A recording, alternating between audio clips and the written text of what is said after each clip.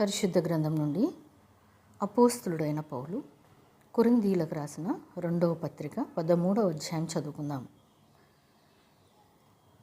సర్వోన్నతుడా, సర్వాధికారి, సర్వ సృష్టికర్త నీకు స్తుతులు, స్తోత్రాలు, వందనాలు చెల్లిస్తున్నామయ్యా. ఇదిగో తండ్రి, నీ వాక్యం ఇప్పుడు ధ్యానిస్తుండగా తండ్రి మమ్మల్ని బలపరిచేయ, మమ్మల్ని తండ్రి నీ జ్ఞానంతో నింపి నడుపుమని, ఈ రోజంతట్లో నీ కృపాక్షేమములు మా మీద ఉంచుమని యేసయ్య పరిశుద్ధ నామం అడిగి వేడుకుంటున్నాం మా తండ్రి, ఆమేన్. పరిశుద్ధ గ్రంథం నుండి అపోస్తులుడైన పౌలు కొరింథీయులకు రాసిన 2వ పత్రిక 13వ అధ్యాయం చదువుకుందాం. ఇప్పుడు ఈ 3వసారి నేను మీ యొద్దకు వచ్చుచున్నాను. 2-3 సాక్షుల నోట ప్రతి మాటయు స్థిరపరచబడవలెను. నేను మునుపు చెప్పి తిని, నేను ఇప్పుడు మీ యొద్దకు లేకున్నను, 2వసారి మీ యొద్ద ఉన్నట్టుగానే మునుపటి నుండి పాపం చేయుచుండిన వారికిని మిగిలిన వారికందరికీ ముందుగా తెలియచేయున్నదేమనగా, నేను తిరిగి వచ్చిన ఎడల కనికరము చూపను.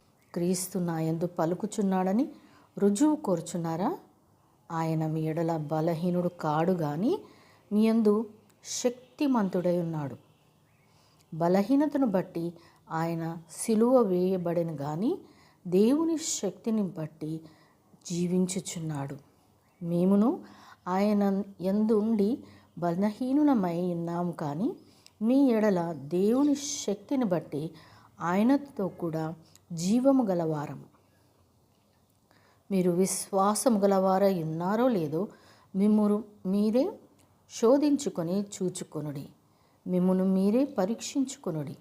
మీరు భ్రష్టులు కాని ఎడల యేసుక్రీస్తు మీలో ఉన్నాడని మిమ్మును గూర్చి మీరే ఎరుగరా? మేము భ్రష్టులము కామని మీరు తెలుసుకుందురని నిరీక్షించుచున్నాను. మీరు ఏ దుష్కార్యమైనను చేయకుండా ఉండవలెనని దేవుని ప్రార్థించుచున్నాను. మేము యోగ్యులమైనట్టు కనపడవలెనని కాదు గాని, మేము భ్రష్టులమైనట్టు కనపడినను మీరు మేలైనదే చేయవలెనని ప్రార్థించుచున్నాము. మేము సత్యమునకు విరోధముగా ఏమీయూ చేయనేరము గాని సత్యం నిమిత్తమే సమస్తమును చేయుచున్నాము. మేము బలహీనులమై ఉన్నను మీరు బలవంతులై ఉండిన ఎడల సంతోషించెదము. దీని నిమిత్తమే, అనగా మీరు సంపూర్ణులు కావాలననియే ప్రార్థించుచున్నాము. కాబట్టి నేను మీ యొద్దకు వచ్చినప్పుడు పడద్రోయుటకు కాక మిమ్మను కట్టుటకే ప్రభువు నాకు అనుగ్రహించిన అధికారము చొప్పున కాఠిన్యము కనపరుచుకుంటున్నట్లు దూరముగా ఉండగానే ఈ సంగతులు రాయిచున్నాను. తుదకు సహోదరులారా, సంతోషించుడి, సంపూర్ణులై ఉండుడి, ఆదరణ కలిగి ఉండి ఏక మనస్సు గలవారై ఉండుడి, సమాధానముగా ఉండుడి. ప్రేమ సమాధానములకు కర్తయగు దేవుడు మీకు తోడయుండును. పవిత్రమైన ముద్దు పెట్టుకొని ఒకరికొకరు వందనములు చేసుకొనుడి. పరిశుద్ధులందరూ మీకు వందనములు చెప్పుచున్నారు. ప్రభువైన యేసుక్రీస్తు కృపయు, దేవుని ప్రేమయు, పరిశుద్ధాత్మ సహవాసమును మీకందరికీ తోడయుండును గాక. దేవుడు తన పరిశుద్ధ వాక్యమును మనందరి హృదయంలో ఫలింపచేయును గాక. ఆమేన్.